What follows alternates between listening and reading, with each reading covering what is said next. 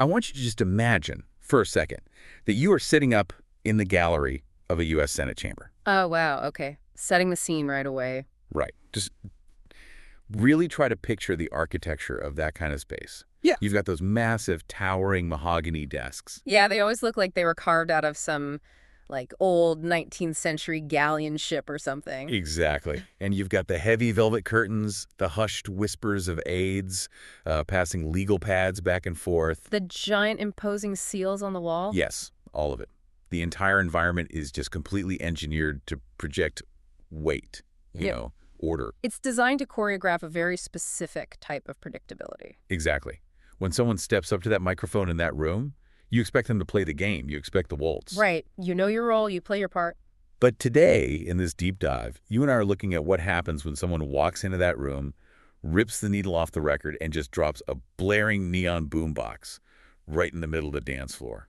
It is, it's the ultimate collision of realities, honestly. We are looking at an absolute shattering of institutional theater. We really are. So, welcome to the deep dive. Today, we are unpacking a piece of source material that starts off as this razor-sharp, heavily internet-poisoned satire. Yeah, internet poisoned is the perfect way to describe it. Right, but then it ends up as one of the most just devastatingly tragic indictments of systemic apathy you will ever read. It really is a wild ride. The tonal shift is insane. It's titled United States v. Vibes, and the whole premise frames this landmark hearing where a self-proclaimed board-certified vibologist. Which is such a funny phrase. So funny. A guy named Sean Josephs is hauled in to testify before this really aggressive, deeply traditionalist senator. Senator Tug Monutz. Yes, Senator Minutes. And look, before we get any further, I need to lay down a very strict ground rule for today's deep dive. Oh, absolutely. The impartiality rule. Right, because as you listen to us dissect this back and forth, you are going to hear some incredibly volatile, highly charged political triggers. The author does not hold back at all. Not even a little bit. The text takes direct, unapologetic aim at specific figures, right? Like Charlie Kirk, Ronald Reagan. And, of course, the fictional but very familiar Senator Monutz himself. Exactly. And it also aims its crosshairs at major institutions. ICE, lobbying groups like AIPAC, the healthcare industry, just capitalism itself. It's a very heavy list of targets. It is. So I want to be crystal clear as we start. Our goal today is not to cast a ballot. We are putting our own politics completely aside. Yeah, we aren't here to tell you who is right or who is wrong. Right, or to endorse any of these specific viewpoints. Our mission here is strictly to break down the architecture of a rhetorical trap. Okay, let's unpack this. Yeah. Because the strategy the author uses is just incredibly deliberate. It really is. It's a masterclass. What's fascinating here is that it's an exercise in disarming the audience. If you walk up to someone and hand them a dense academic manifesto on systemic corruption, their defenses go up immediately. Like, nope. Not reading that. Exactly. But if you walk up to them wearing a hot dog on your head, they might just laugh long enough for you to sneak that manifesto right into their pocket. Oh, I love that analogy. And that is exactly how this piece begins, right? With this massive visual juxtaposition. Let's visualize that room again. On the elevated dais, looking down from his mahogany fortress, is Senator Monutz. And I think we just have to acknowledge the puerile playground nature of that name right off the bat. Tug Monutz. Right. It immediately tells you the level of disrespect the author has for the institution. Totally. The script describes him as in his 70s, balding Southern, wearing a tie with the number 47 embroidered on it. And sporting a comically oversized American flag pin. Like, it threatens to swallow his entire left lapel. He is the physical embodiment of performative patriotism. And just the bureaucratic establishment in general. Every single visual cue screams status quo. The oversized pin is particularly telling, I think. Totally. Well, it's an aggressive aesthetic choice, masking a demand for compliance. He doesn't just love America. He requires you to know how much more he loves it than you do. Wow, yeah, that's so true. And then sitting directly below him at the witness table is Sean Josephs. Our vibologist? Yes. Sean is wearing a sharp, tailored blue suit, which signals he actually does understand the formal rules of the room, right? He knows how to dress for court, but then he completely ruins it. Exactly. He pairs the suit with a blaring orange tie, a lapel pin that proudly declares him a hug dealer. A hug dealer? I mean, come on. And crowning this whole ensemble is a bright orange hot dog headband that reads, I got that dog in me, baby. The script literally notes his vibes are dialed to 11. He's waving to the gallery, just grinning like he won the lottery. It's honestly like watching a hyper-ironic internet meme step directly into his stuffy Norman Rockwell painting. Right. It creates a cognitive dissonance that is just incredibly effective before a single syllable of dialogue is even exchanged. You already know exactly what the dynamic is? Exactly. The author establishes that these two men are operating in entirely separate dimensions. The senator demands difference to the gravity of the institution. And Sean just arrives radiating this fundamental rejection of the whole premise. Right. The hot dog headband isn't just a wacky costume piece. It acts as a rhetorical shield. So the visual clash is set. And the very first thing the senator does is attempt to assert dominance using the standard operating procedure of the Senate. He bangs his gavel. He bangs the gavel and demands Sean state his full name, for the record. And this is where Sean deploys his first offensive maneuver. He doesn't just answer the question, he turns his own identity into a weapon. He leans right into the mic and says, "My name is Sean Duggan Freedom Josephs." But he immediately attaches a massive sociological caveat to it. Right. He looks at the senator and says that the freedom in his name is silent. But then he clarifies. He says, well, the freedom is silent unless you're a white man in America. I really want to spend some time on the mechanics of that specific linguistic joke because it is brilliant. It really is. It's so layered. We all understand the concept of a silent letter in the English language, right? You have the K in knife, the P in psychology. The B in subtle. Exactly.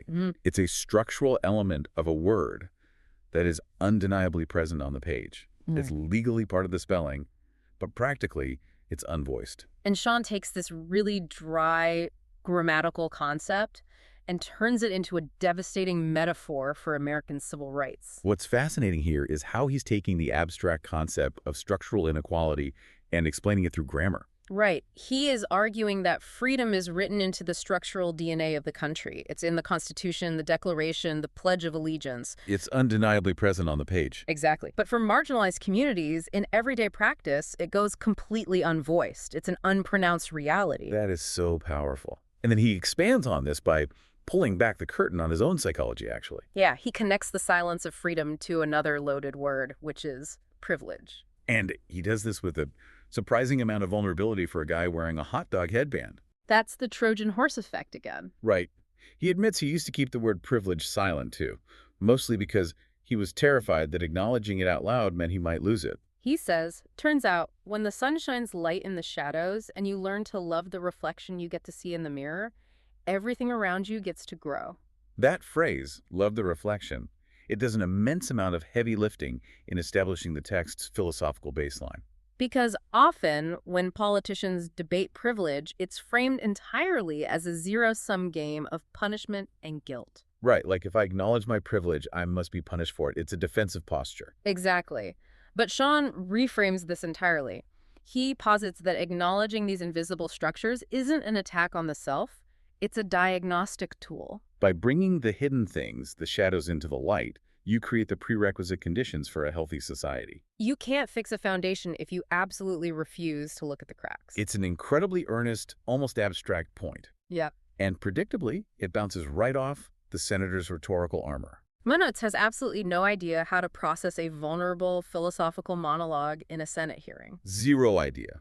So what does he do? He resorts to the oldest trick in the political playbook. He tries to dismiss the speaker entirely. Munotz narrows his eyes and asks, "Sir, don't take this the wrong way, but did you remember to take your meds this morning?" This is a textbook ad hominem attack. Oh, completely. When the substance of an argument makes you uncomfortable, you attack the mental stability of the person making it. By asking if he took his meds, the senator is using mental health care as a pejorative. Right. He's attempting to wave away the discomfort Sean is causing by branding him as legally insane or at least unreliable. I honestly expected Sean to get defensive here, but his reaction is masterful. He rolls his eyes, sarcastically asks where he can catch the senator's stand-up comedy routine. Which is a great deflection. Yeah. And then he judo flips the insult. He says, "Honestly, I didn't forget to take my meds today.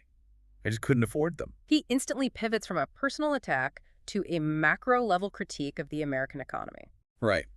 He continues, saying his ability to focus suffers largely because of capitalism, specifically calling out the predatory practices of insurance companies that keep millions of us from accessing basic health care. The pivot gives you whiplash. It does. Now, I have to play devil's advocate for a second here. Okay, lay it on me. We just had this beautiful, tight metaphor about silent letters and civil rights. Does his immediate pivot to healthcare premiums and insurance companies dilute his initial point? It's a fair question. It feels a little bit like he's just running down a laundry list of progressive grievances, On the surface, I get that. It might look like a scattershot approach. But if we trace the underlying logic of the text, it's completely cohesive. How so?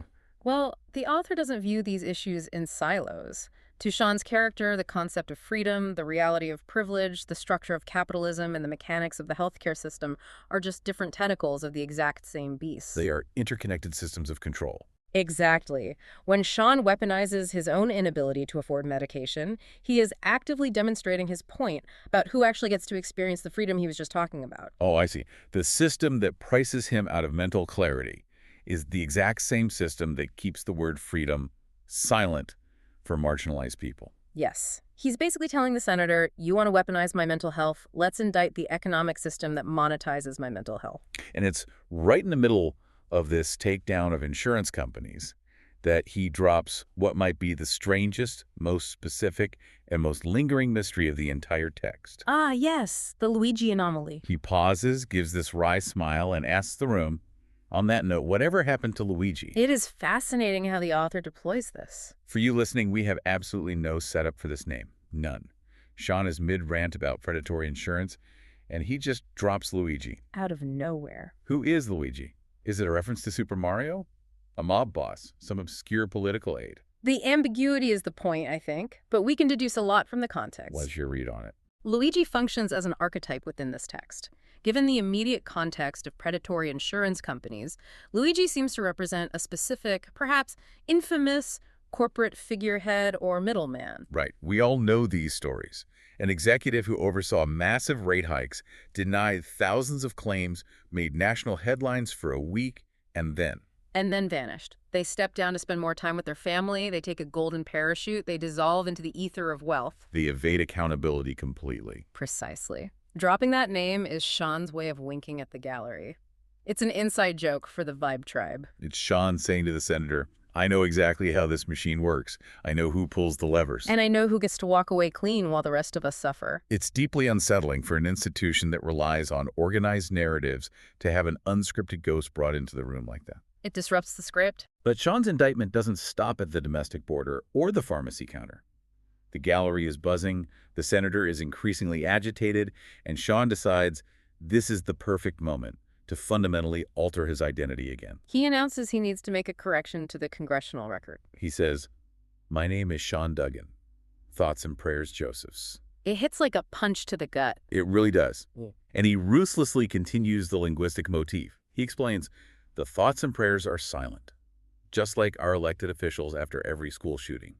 Or during a genocide, we help fund from half a world away. Let's really analyze the semantic drift of that specific phrase, because it is one of the darkest rhetorical phenomena of our generation. Yeah, let's get into that. Because thoughts and prayers used to be a completely sincere, deeply felt expression of human condolence. If your neighbor lost a loved one, you offered thoughts and prayers. Right. But over the last 20 years, primarily in the endless, repeating cycle of mass casualty events and school shootings, the phrase has been systematically stripped of its meaning. In linguistics, there's a concept called semantic satiation. It's when you repeat a word so many times it loses its meaning and just becomes a sound. Like saying the word bowl over and over until it sounds like alien gibberish. Exactly. But this is worse than that.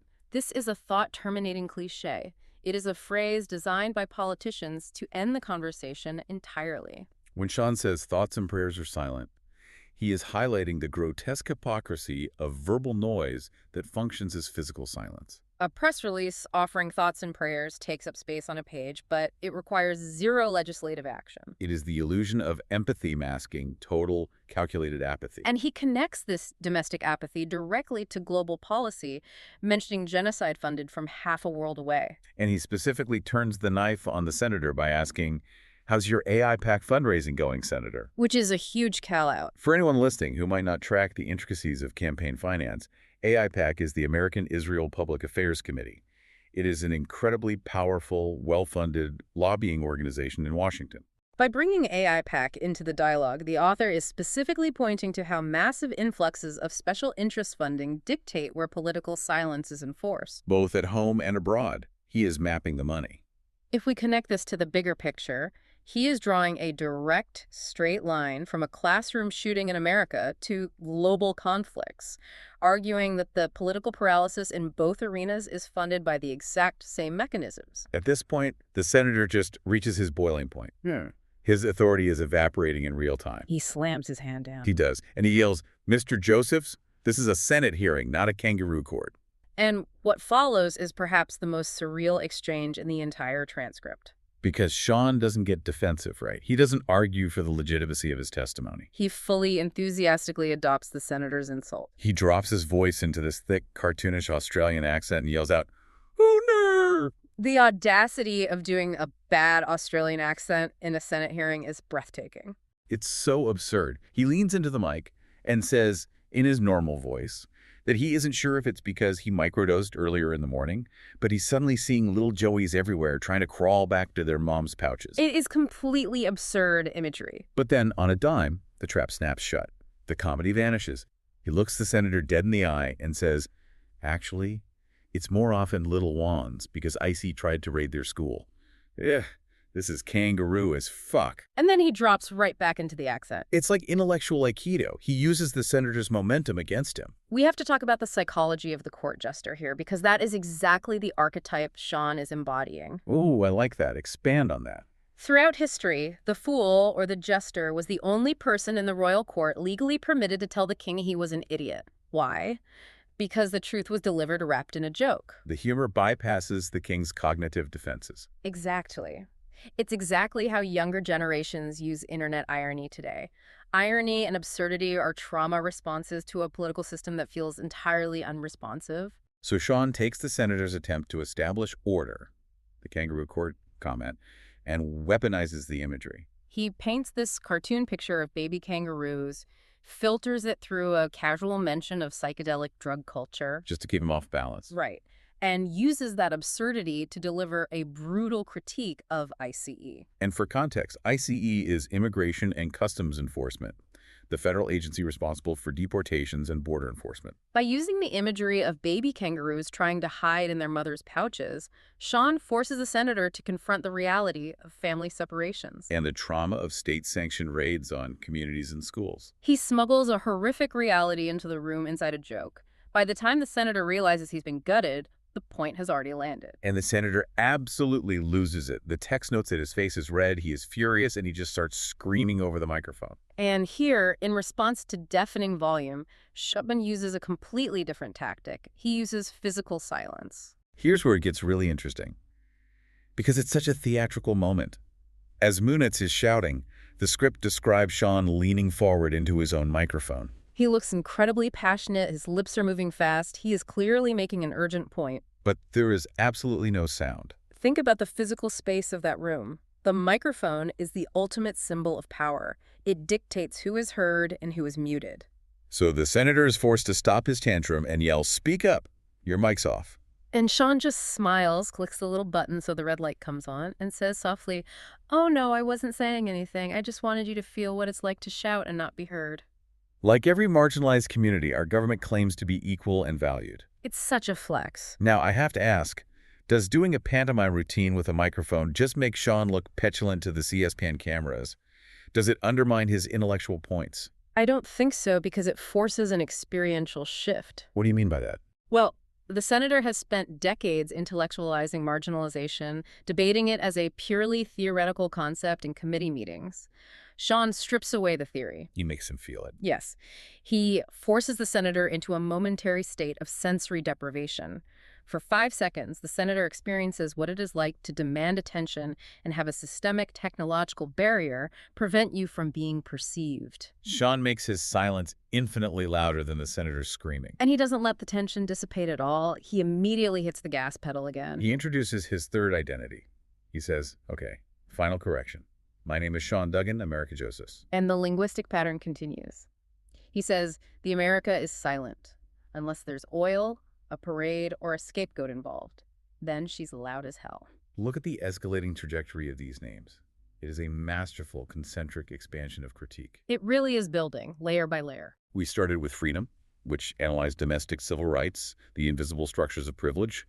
Then we zoomed out to thoughts and prayers, which connected domestic gun violence to global imperialism and lobbying money. And now with America, he is indicting the very foundational mythos of the nation. He creates a triad of loud American priorities: oil, parades, and scapegoats. Resource extraction, performative nationalism, and the shifting of blame. According to Sean, these are the only times the machinery of the state actually makes noise.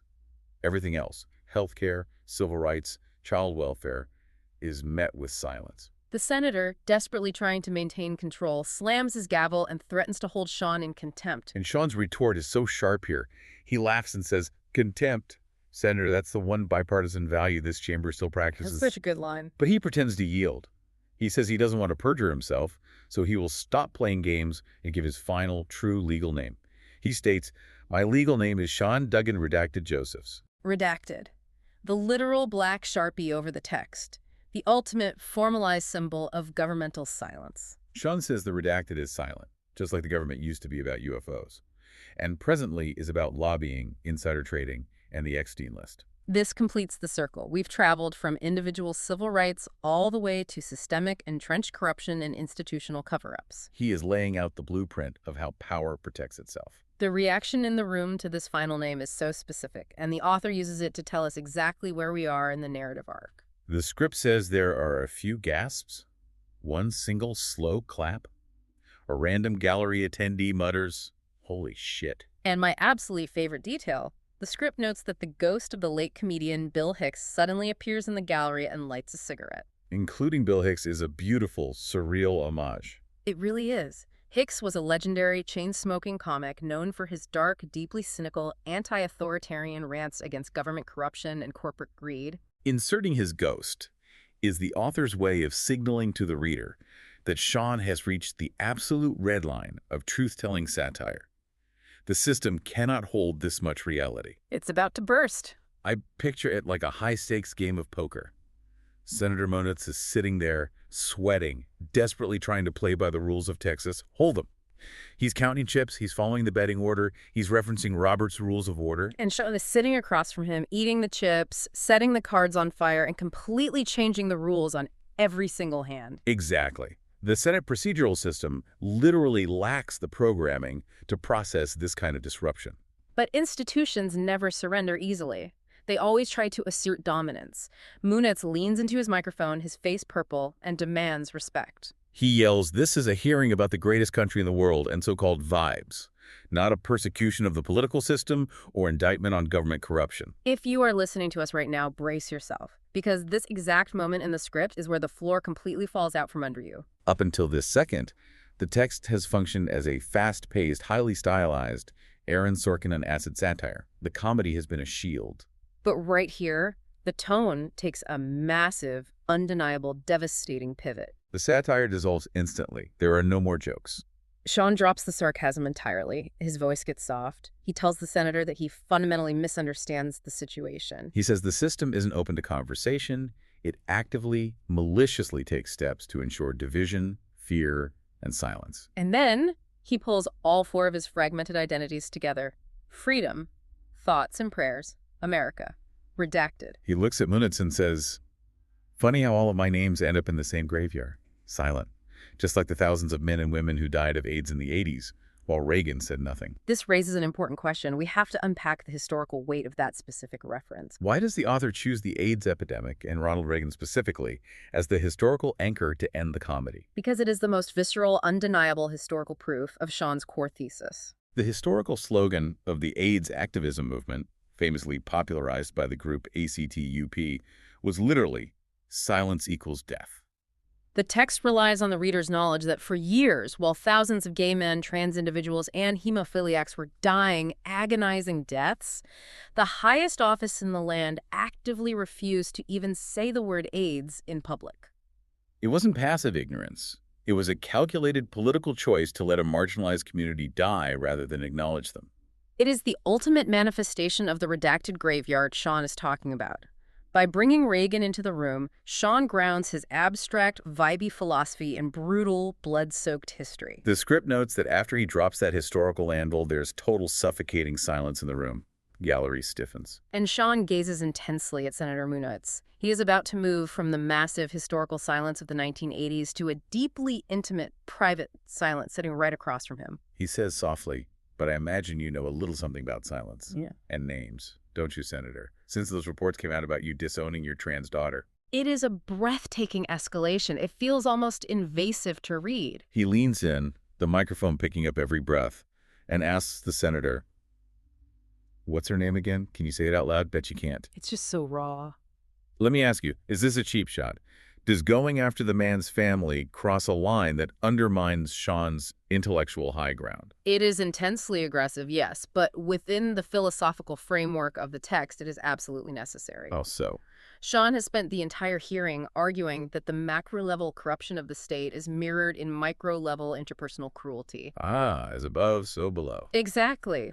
By bringing up the senator's trans daughter, Sean forces the abstract concept of systemic erasure out of the history books and directly into the senator's own living room. He exposes the ultimate hypocrisy. This powerful man is demanding his official title be respected by the nation, while he violently refuses to speak the true name of his own child. It creates an inescapable trap for the senator. If Munitz opens his mouth and says her name on the record, he breaks his own bigoted silence and admits fault. He loses the standoff. But if he stays quiet, which he does, his face just turning to stone, he proves Sean's entire point. His silence actively validates the accusation. It is a brutal checkmate. In 2 sentences, Sean completely strips the senator of his institutional armor. Munitz isn't a powerful government official anymore. He's just a small, frightened man trapped in his own refusal to love. But here's what makes Sean such a compelling character. He doesn't wait for an answer. He doesn't linger at the microphone to gloat over trapping the senator, because his ultimate goal isn't just to destroy Tug Munitz. His goal is to bear witness. Sean reaches into his tailored jacket and he pulls out a folded piece of paper. And he moves from the senator's private silence to a massive public reckoning. Which brings us to the emotional climax of this text. The text refers to it as the Hour of Names. Sean unfolds the paper, looks away from the senator, and says, "How about these names?" And he just begins reading into the microphone. Dylan Hockley, Olivia Engel, Tamir Rice, Breonna Taylor, George Floyd, Obregon Garcia, Tony McDade, Elijah McClain, Sandra Bland, Ayanna Jones. These are not fictional characters. These are the names of real human beings. Victims of gun violence in elementary schools, victims of police brutality, victims of systemic hate crimes, many of them children. And the author makes an incredibly powerful, deeply cinematic choice right here in the script. The camera does not just show Sean reading a quick paragraph of names before moving on to the next plot point. No, the script dictates a hard cut to the digital clock in the courtroom. It reads 11:04 a.m. Then Sean's voice slowly fades out, but the names begin appearing silently on the screen, continuously scrolling like credits while the gallery, the senators, and the viewer just sit and watch. Finally, the script cuts back to the clock. It now reads 12:11 p.m. Let's truly sit with the weight of that. He stands there and reads names for 67 minutes. In a medium like a screenplay or a film, where pacing is everything, where you are fighting for every second of the audience's attention, to force the narrative to stop completely for over an hour to simply list the dead. It is a profound demand for radical empathy. You cannot look away. You cannot minimize it. You cannot intellectualize it as a statistic. It is an assault on cognitive dissonance. When you hear one name on the evening news, your brain processes it as an isolated tragedy. But when you are forced to listen to names continuously unbroken for over an hour, it transforms from a tragedy into an indictment of an entire civilization. It forces the viewer to sit in the suffocating, undeniable reality of these specific, individual, irreplaceable human lives that were extinguished by the systems Sean has been critiquing. The best analogy I can give for what this feels like is standing in front of the Vietnam Veterans Memorial Wall in Washington, D.C. Oh, that's a really apt comparison. You can read a history textbook that tells you 58,000 people died in a conflict, and your brain processes that number cleanly. It's math. Right. It's just data. But when you walk down the pathway along that black granite wall, and you see the names physically carved into the stone, thousands upon thousands of them, stretching on longer than you can see, it completely bypasses the intellectual part of your brain and hits you square in the chest. It is a physical weight. Yeah. That is exactly what Sean is doing in this scene. He is constructing a memorial wall right in the middle of a Senate hearing. And when he finally folds the paper, the silence in the room is absolute. He then makes a very sharp, very specific juxtaposition regarding how America chooses to memorialize people. He looks around and says, I guess if you're a white, male, racist, misogynistic Christian nationalist like Charlie Kirk, you get to be revered as a martyr and get your own holiday. And here, keeping our analytical lens objective, the author is using Charlie Kirk, a very prominent right-wing political commentator, as a specific rhetorical foil to the victims whose names were just read. The text is demonstrating what it views as the grotesque double standard of American martyrdom. Who gets celebrated, amplified, and protected by the state, and who gets erased. Sean continues this thought, stating that if you are a child, a person of color, an addict, someone dealing with a mental health crisis, or anyone who isn't part of the top 1%, the government feels absolutely zero compulsion to protect your fundamental freedom. They just offer that thought-terminating cliché thoughts and prayers. He even takes on the most sacred symbol of American immigration. He quotes the famous Emma Lazarus inscription on the Statue of Liberty. Give us your tired, your hungry, your poor and huddled masses. But he immediately asks, why? Why does America want the tired and the poor? His answer is devastating. He claims the poem is a lie. He argues that welcoming the marginalized is now just a pipeline to increase employment numbers by hiring more ICE agents. Describing the agency as engaging in Gestapo-level domestic terrorism, entirely funded by a fascist regime. It is a complete deconstruction of the national mythos. He takes Lady Liberty, the ultimate global symbol of welcome and sanctuary, and recontextualizes her as bait in a trap. The script notes that the gallery simply breathes in the long silence that follows. The crushing weight of the hour of names, combined with that brutal historical critique, hangs over the room like smoke. And it is only now, having completely leveled the moral authority of the institution, that Sean finally pivots to answer the original question of the hearing. He finally defines what vibology actually is. So what does this all mean? He begins by stating something surprising.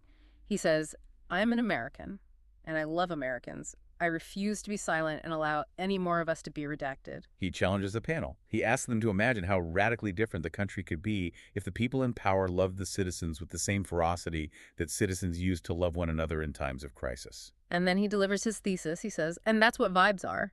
Caring about the least of us, ensuring we compassionately and empathetically pursue change through connection and kindness, not stock prices and fear. So we finally arrive at the core argument. The author has taken this word, vibes, which culture usually associates with superficial aesthetics, Spotify playlists, or casual internet slang, and elevated it into a radical political philosophy of collective care. But let me push back on the author's choice of vocabulary here. Go ahead. We just sat through an hour-long reading of murder victims. We talked about AIDS, systemic corruption, and genocide. Isn't the word vibes just fundamentally too weak, too frivolous a term to carry the immense gravity of these concepts? Like, does it undercut the seriousness of the manifesto? Exactly. I think the frivolity is exactly why it works. It acts as a linguistic Trojan horse. We live in a deeply cynical culture, one that is highly suspicious of earnest political rhetoric. That's true. If Sean walked into that room and announced he had a PhD in radical empathy and collective mobilization, everyone's eyes would glaze over. He'd sound like an academic lecturing them. But by calling himself a vibologist, he forces the system to engage with him on completely disarming terms. The absurdity sneaks past our cynical defenses. The Vibe Tribe he talks about isn't an internet fan club. It's a decentralized call for community mobilization disguised as a meme. He concludes his testimony by giving his professional medical diagnosis of the country. He states that the United States vibe level is currently operating at an imperceptible frequency. He says it is painful to acknowledge, but it's the truth. And then he does something incredible. He yields his remaining time back to the honorable and kind government. He reaches out and clicks his microphone off for the final time. The little red light dies. He stands up, looks down at the row of senators, and mouths 3 words, totally unheard by the room, but perfectly clear to the viewer. Say my fucking name. And he turns and walks out. It's an unbelievably powerful exit. He demands the very human acknowledgement that the system has systematically denied to everyone on that list. And look at how the institution responds. The senator's reaction is entirely pathetic. Manutz forces this awkward, nervous chuckle, shuffles his papers, and mutters into the mic that they are experiencing technical problems and will move along with the docket. The institution is incapable of introspection. It refuses to learn. But the audience learns. Because the script does not end in that stagnant room. The author cuts away from the Senate chamber entirely, and we are suddenly inside a bustling television newsroom.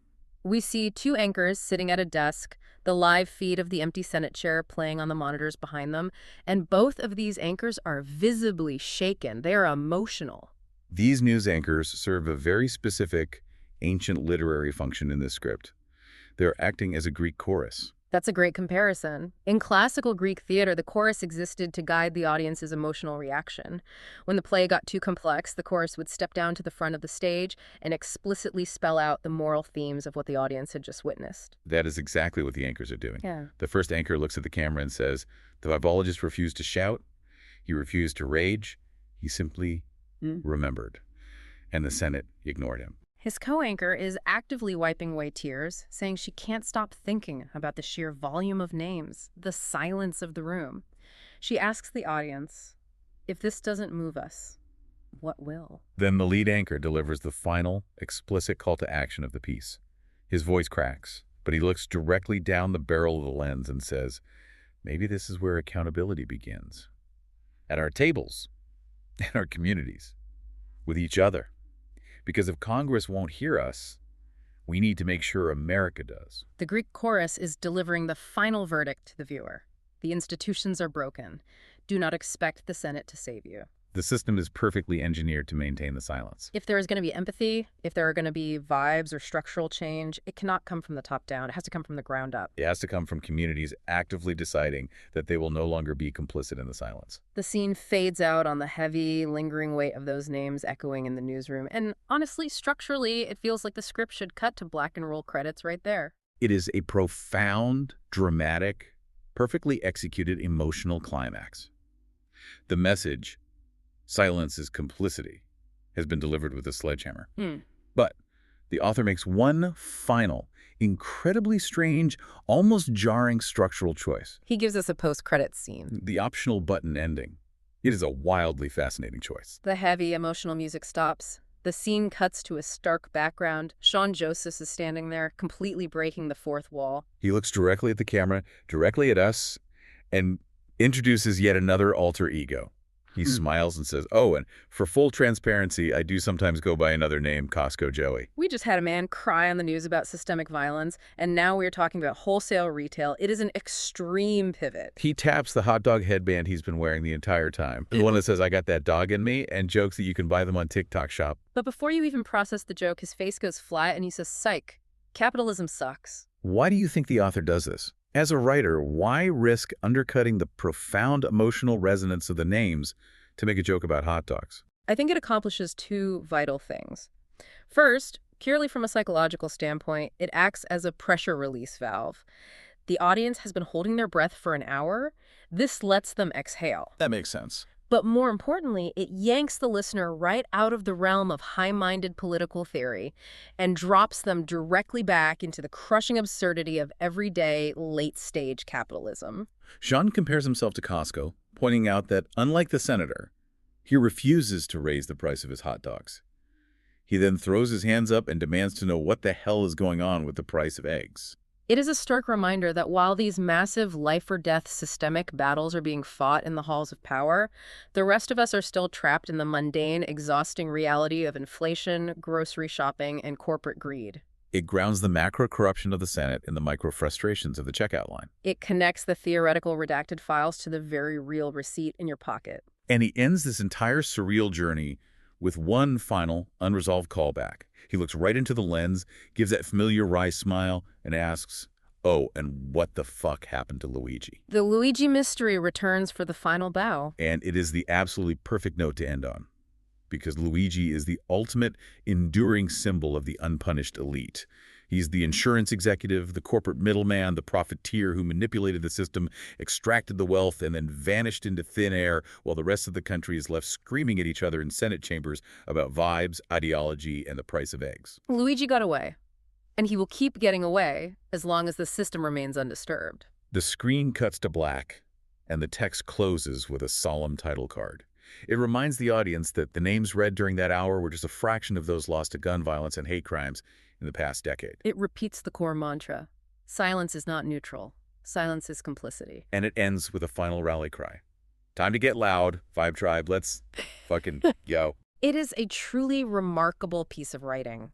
It drags you from laughing at a ridiculous headband to sitting in stunned silence, mourning the victims of systemic violence, and then dumps you out into the grocery aisle to question the economic structures you interact with every single day. It demands that we stop looking at the polished surface of the institution and start interrogating the machinery underneath. Right.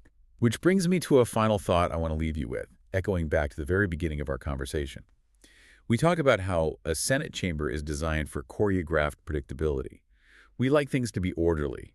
We like the illusion that the adults are in the room, following the rules, keeping the machine running smoothly. But this text forces us to confront the fact that sometimes the choreography itself is the weapon.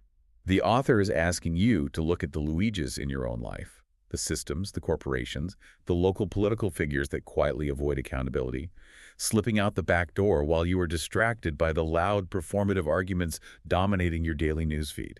We have to ask ourselves, where are we accepting the choreography because it's easier than disrupting the room? Where are we letting the word freedom remain silent in our own communities because speaking it out loud might cost us our comfort? The challenge of the Vibe Tribe isn't just about being a nice person. It is a demand to actively refuse the silence. Where are you staying silent in your life right now? And more importantly, who is ultimately benefiting from that silence?